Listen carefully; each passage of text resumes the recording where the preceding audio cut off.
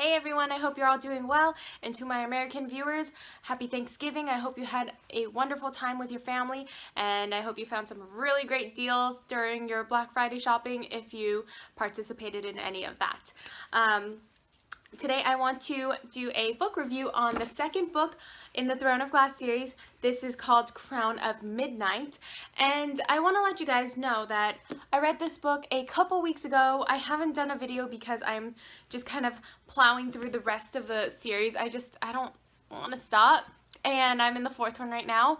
I'm kind of sad because I only have one more before I have to wait a whole year for the last one to come out, and then I'm sad because that's the last one. But anyway, yeah, I'm like almost done with the fourth one, like that far. Up to this point, I still say book number 2 is my absolute favorite one. As much as I loved book 1, I just didn't get enough of that juicy fantasy that I was hoping for, and I know it's because they had to build that world first. And so book 2 is where you're getting more than just a glimpse of fantasy. In the previous book, the assassins were doing kind of like a competition, and out of the 13, the last one standing would become the king's assassin, and they all wanted this position, and they'd get money and glory and all this and that. So Celaena won, and she is officially the king's assassin. So she's been just enjoying the luxury of living in the castle and going shopping with all the money that the king has been paying her to kill these people. I'm not sure where you guys stand with whether or not you prefer Celaena with Dorian or with Chaol. I love Dorian, but I think Chaol is more right for Celaena just because their relationship seems more genuine. I mean, Dorian, he's like perfect in every way, but too perfect. I mean, he's good looking, he's handsome, he's got blue eyes, he gives her books and candy. I mean, what's not to love? With Chaol, they kind of had a rough relationship in the beginning, and Chaol is kind of a jerk, and they really had to work toward their relationship because they didn't necessarily like each other in the beginning, but they had to find a way to work around that, and he had to train her and she had to tolerate him, and everything just seems more authentic when you have to work for it. Both kind of rough around the edges, so I just felt like they were more realistic of a couple than Dorian and Celaena.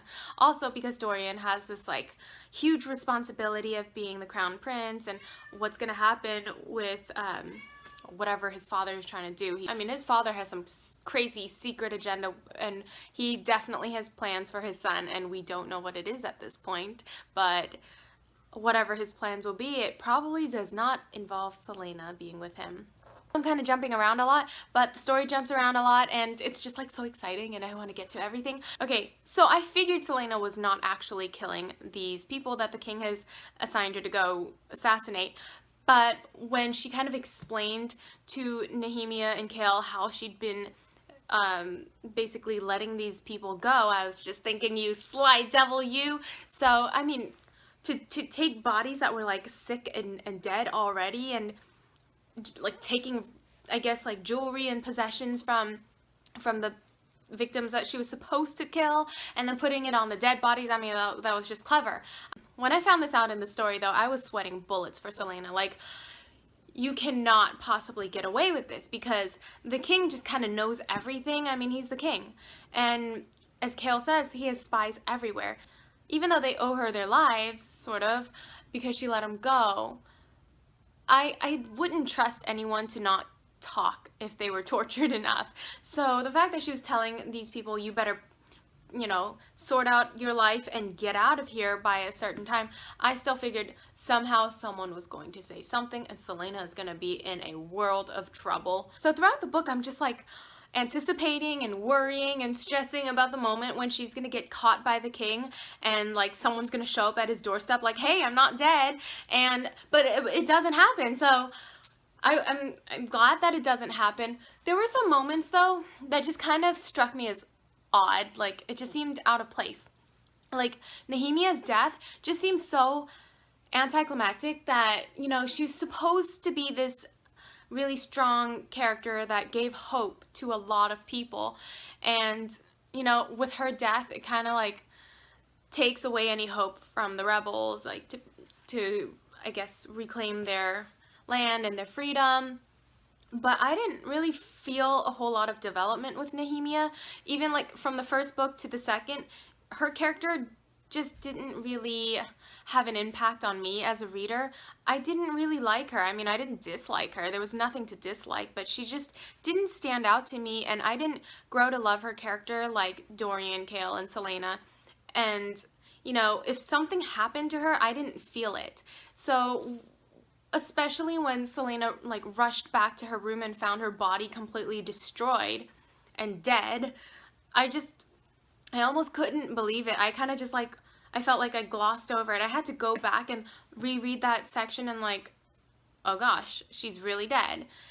But what happens afterwards is where the excitement happens that I really got a kick out of. So now there's this tension between her and Kale because she blames him that he knew something was going to happen to her and he didn't say anything. And so she got back to Nehemia too late, and she started like beating him and clawing him in the face, and she was gonna kill him, and then something amazing happens, and we find out that Dorian has magic, and because of him, Kale was still alive, and it was awesome. So the fact that the king is like totally against magic and no one's allowed to have magic, but his son has magic, I expect this like huge father-son showdown at some point in one of the stories, and I cannot wait. I'm curious to see where it goes with the magic, because I kind of suspected all along that Selena was Fae. I mean, how could she not be Fae? I mean, she's got all those beautiful features. She's like super fast, and she has skills that are beyond what mortal men or women can do. And you kind of get a little hint of that when Kale said that she ran back to the castle when she was like trying to save Nehemia, and he got on a horse a few seconds later and she still beat him back just running back to the castle. So you kind of get an idea that there's something special about her. Another thing I think a lot of you guys can relate to is that no matter what happens, no matter who dies in a story, like, the dog needs to be safe. And when I got to the point where like Fleetfoot was like barking and trying to stay beside Selena, and like her little leg was injured and bloody, I was like, oh god, Fleetfoot's gonna die. The dog's gonna die. The dog's gonna die. And then Fleetfoot got yanked into this portal into another world, and then Selena jumps in after them, and then she gets her fangs and her pointy ears, and her wounds are all healed, and she's got all this amazing power, and I'm like, yes! I knew it. The second book is exactly what I was waiting for. It was everything I had hoped for after reading the first book. I knew that it was going to build to this point, and I love it so very much. So we know it can't end here, right? I mean, the king is going to kill her if he ever finds out who she really is. And by the end of the second book, we do find out who she really is. And boy, that is a shocker.